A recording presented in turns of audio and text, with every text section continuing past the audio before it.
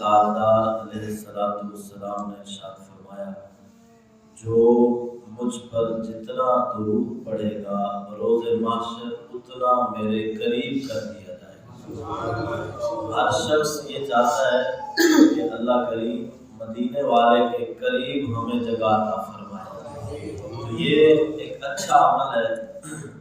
ایک نصیحت کے لیے ایک واقعہ عرض کرتا ہوں، پھر انشاءاللہ ختم شریف پڑھتے ہیں۔ ایک بادشاہ کے باہر کسی نے صدا لگائی، فقیر نے، تو بادشاہ کو اس کی صدا بڑی پسند آئی۔ بڑوں کو مانگنے والوں کی صدا پسند آ جائے تو پھر عطا پہ کافی فراوانی ہوتی ہے، پھر عطا میں کمی نہیں ہوتی۔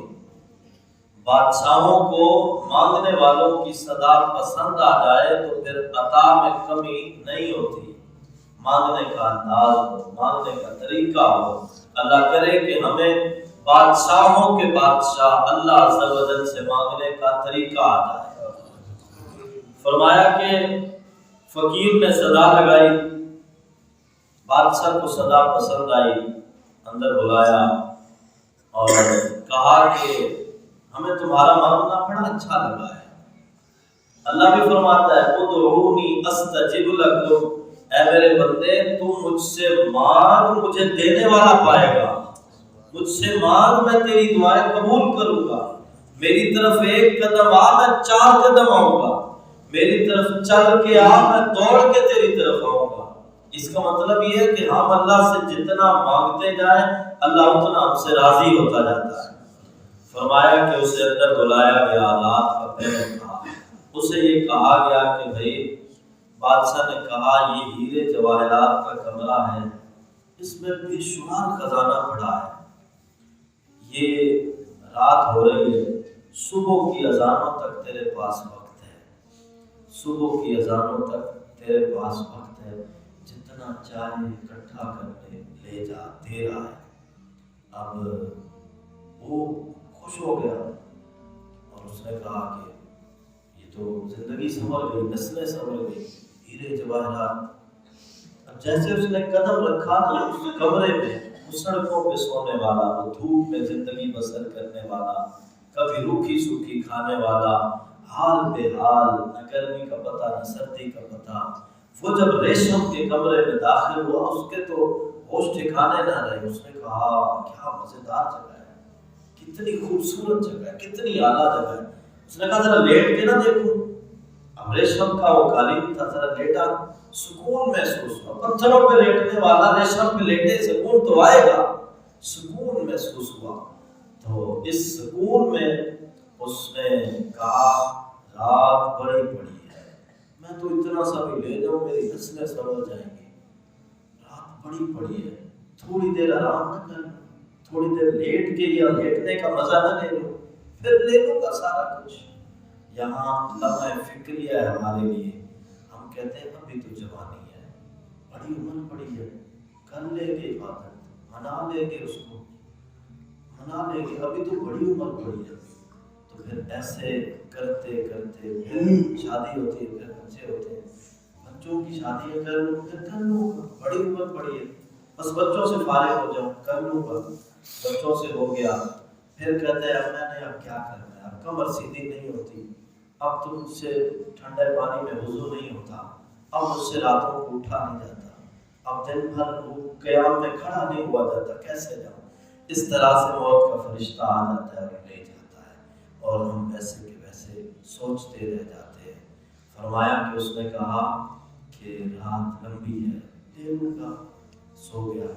ایسی نیند آئی غفلت کی جیسی ہمیں آئی ہوئی ہے، ایسی نیند آئی کہ اٹھا تو چیخا چلایا، اور جیسے آنکھ کھلی نا اس کی آنکھ پھر کھلی نہیں، وہ دربانوں نے آ کے آنکھ کھولی، دربانوں نے آ کے اٹھایا، سنیے گا، دربانوں نے آ کے اٹھایا کہ اٹھ تیرا وقت ختم ہو گیا ہے۔ ایسے ہی ایک دربان ہمارے پاس آئے گا اور کہے گا اٹھ تیرا وقت ختم ہو گیا ہے، تجھے لے کے جانا ہے۔ اور جس طرح سب کو لے کے جا رہا ہے، ہمارے بچے جوان سارے جا ہی رہے ہیں، اور جب وہ آ کے اٹھاتا ہے نا پھر ہمارا چیخنا چلانا بیکار جاتا ہے، کوئی نہیں سنتا اس وقت. کاش کہ اس کے اٹھانے سے پہلے ہم اٹھ جائیں. اللہ کرے کہ اس کے اٹھانے سے پہلے ہم اٹھ جائیں. اللہ کرے کہ ہمیں اس کے اٹھانے سے پہلے خود سمجھ آ جائے. فرمایا کہ دربانوں نے اٹھایا, چیخا چلایا, کچھ تو لینے دو, کچھ تو لینے دو, میں نے کچھ نہیں اٹھایا, کچھ تو لینے دو. انہوں نے کہا بادشاہ سلامت کا حکم ہے, اب ٹائم ختم ہو گیا ہے. تو آپ کا اور میرا ٹائم کیا خبر کتنا رہ گیا ہے. خدا کے لیے اپنی فکر کیجئے, اپنی صبح, اپنی شام, اپنی دوپہر, اپنے دن, اپنے راتوں کی فکر کرتی ہے. سیدنا صدیق اکبر فرماتے ہیں جب سے میں مسلمان ہوں, اسلام قبول کیا, پیٹ بھر کے کھانا نہیں کھایا, کیونکہ پیٹ بھر کے کھائیں تو پھر جسم میں سستی آتی ہے اور عبادت نہیں ہو سکتی, راتوں کو پھر جاگا نہیں جا سکتا. ہم میں سے کوئی ہے, سب جانتے ہیں, کوئی ہے جس نے کہا ہو یار اللہ نے پڑھا دیا آج ساری رات کھڑے ہو کے نفل پڑھنا نہیں ہے. ایسا کیوں نہیں ہے؟ شب برات آئے گی یا لیلۃ القدر آئے گی تو پھر 100 میں سے 10 کے جوان آئیں گے, کچھ دیر گپے لگائیں گے, کچھ دیر عبادت کریں گے اور حساب برابر کر کے چلے جائیں گے. جیسے آئے تھے ویسے گئے. خدا کے لیے اپنی کچھ تو فکر کریں. یہ 6 فٹ اوپر کی زندگی بڑی آسان ہے کیونکہ یہاں اس نے چھوٹ دی ہوئی ہے, کہا جو مرضی کرو.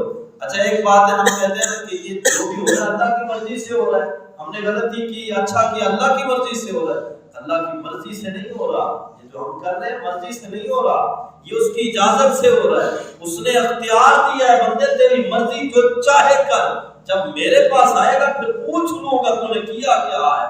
پھر واضح کہا ان الابرار لفی نعیم, اچھے عمل کرے گا جنت دوں گا, برے عمل کرے گا وان الفجار لفی جہنم, برے کر کے آئے گا جہنم بھیجوں گا, اور بڑا برا ٹھکانہ ہے. خود ہی کہتا ہے جہنم بھیجوں گا, برا ٹھکانہ ہے.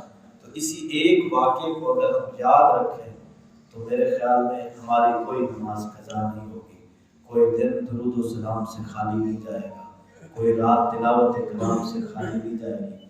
کبھی کسی کو برا بول نہیں بولیں گے, کبھی کسی پر ہاتھ نہیں اٹھائیں گے, کبھی کسی کا مال نہیں دبائیں گے, کبھی کسی سے دھوکہ نہیں کریں گے. اگر فکر آخرت, اگر 6 فٹ نیچے کی زندگی کی سمجھ آ جائے, اللہ کرے ہمیں آخرت کی فکر نصیب ہو جائے. اللہ کریم ہم سب کو آخرت کی تیاری کی توفیق عطا فرمائے. آمین و آخر دعوانا.